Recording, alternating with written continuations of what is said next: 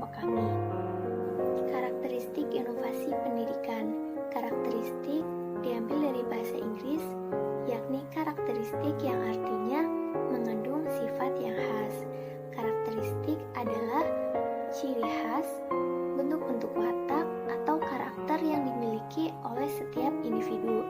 Sedangkan inovasi pendidikan ialah suatu ide, barang, metode yang dirasakan atau diamati sebagai hal yang baru bagi seseorang atau sekelompok orang atau masyarakat, baik berupa hasil invensi atau discovery yang digunakan untuk mencapai tujuan pendidikan untuk memecahkan masalah pendidikan. Cepat lambatnya, penerimaan inovasi oleh masyarakat luas dipengaruhi oleh karakteristik inovasi itu sendiri. Everett M. Rogers mengemukakan karakteristik inovasi yang dapat mempengaruhi cepat atau lambatnya penerimaan inovasi sebagai berikut. Yang pertama, keuntungan relatif, yaitu sejauh mana inovasi dianggap menguntungkan bagi penerimanya. Tingkat keuntungan suatu inovasi dapat diukur berdasarkan nilai ekonominya atau dari faktor sosial atau gengsi, kesenangan, kepuasan, atau karena mempunyai komponen yang sangat penting. Makin menguntungkan bagi penerima, maka makin cepat tersebarnya inovasi. Yang kedua yaitu compatible atau compatibility. Ialah tingkat kesesuaian inovasi dengan nilai atau values, pengalaman lalu, dan kebutuhan dari penerima. Inovasi yang tidak sesuai dengan nilai atau norma yang diyakini oleh penerima tidak akan diterima secepat inovasi yang sesuai dengan norma yang ada. Yang ketiga, kompleksitas atau complexity, ialah tingkat kesukaran untuk memahami dan menggunakan inovasi bagi penerima. Inovasi yang mudah dimengerti dan mudah digunakan oleh penerima maka akan cepat tersebar. Sedangkan inovasi yang sukar dipahami dan sukar digunakan oleh penerima maka akan lambat penyebarannya.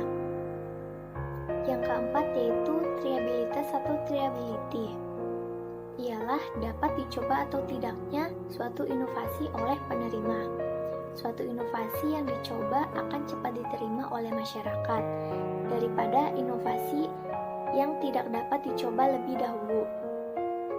Yang kelima yaitu dapat diamati atau observability, ialah mudah tidaknya diamati suatu hasil inovasi. Suatu inovasi yang hasilnya mudah diamati akan makin cepat diterima oleh masyarakat, dan sebaliknya, inovasi yang sukar diamati hasilnya maka akan lama diterima oleh masyarakat. Assalamualaikum warahmatullahi wabarakatuh. Perkenalkan, nama saya Priscilla Maurin dari kelas 4C PGSD. Pada kesempatan kali ini saya akan melanjutkan presentasi tentang atribut inovasi. Atribut inovasi yang dikemukakan oleh Zalcman ada 14. Yang pertama, pembiayaan atau cost. Cepat lambatnya penerimaan inovasi dipengaruhi oleh pembiayaan, baik pembiayaan pada awal penggunaan maupun pembiayaan untuk pembinaan selanjutnya. Biasanya tingginya pembiayaan ada kaitannya dengan kualitas inovasi itu sendiri. Misalnya penggunaan buku modul pada sekolah dasar. Ditinjau dari pengembangan kepribadian anak, kemandirian dalam usaha belajar mempunyai nilai plus, tetapi karena pembiayaan yang mahal, maka akhirnya tidak dapat disebarluaskan. Yang kedua ada balik modal atau returns to investment. Untuk bidang pendidikan, atribut ini sukar dipertimbangkan karena hasil pendidikan tidak dapat diketahui dalam jangka waktu yang relatif singkat. Yang ketiga ada efisiensi, akan cepat diterima jika ternyata pelaksanaan dapat menghemat waktu dan juga terhindar dari berbagai macam masalah atau hambatan. Yang keempat, mudah dikomunikasikan. Inovasi akan cepat diterima jika mengandung resiko yang sekecil-kecilnya bagi penerima inovasi. Yang kelima, kompatibilitas akan cepat diterima bila isinya mudah dikomunikasikan dan mudah diterima klien. Yang keenam, kompleksitas cepat lambatnya penerimaan inovasi tergantung kesesuaiannya dengan nilai-nilai atau value warga. Yang ketujuh, status ilmiah. Yang kedelapan, kadar keaslian. Yang sembilan, dapat dilihat kemanfaatannya. Yang 10 dapat dilihat batas sebelumnya. 11 ada keterlibatan sasaran perubahan. Yang ke-12 hubungan interpersonal. Yang ke-13 kepentingan umum atau pribadi atau publicness versus privateness.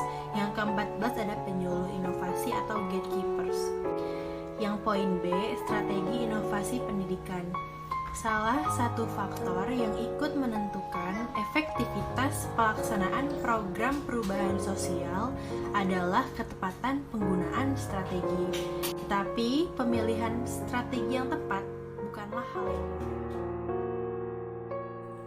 Selanjutnya, perkenalkan, nama saya Wiwi Komalasari, NIM 1909583. Saya akan menjelaskan 4 macam strategi, yaitu strategi fasilitatif, strategi pendidikan, strategi bujukan, dan yang terakhir strategi paksaan.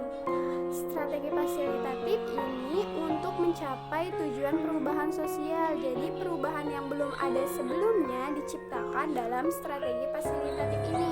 Kemudian ada strategi pendidikan untuk mengadakan perubahan sosial dengan cara menyampaikan fakta untuk menentukan tindakan yang dilakukan.